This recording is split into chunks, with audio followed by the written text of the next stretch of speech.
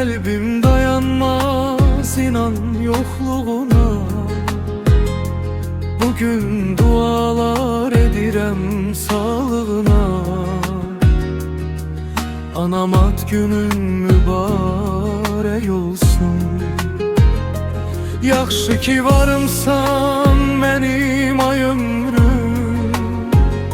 Sensiz keçməsin mənim qoy ömrüm.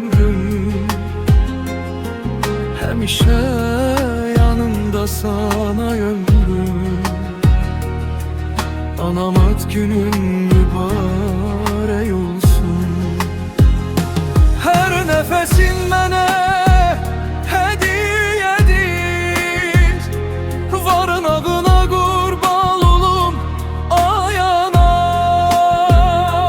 Sensiz həyatın mənası nədir? Həyatımın mənası sənsən ay anam.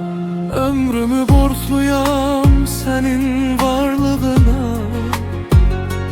Kalbim dayanmaz inan yokluğuna. Bugün dualar edirəm sağlığına.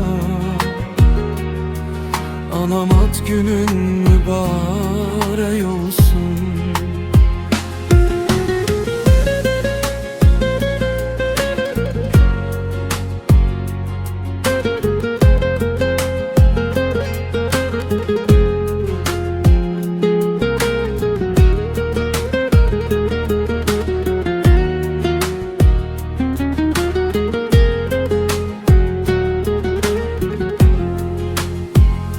Yaxşı ki varımsan mənim ay ömrüm.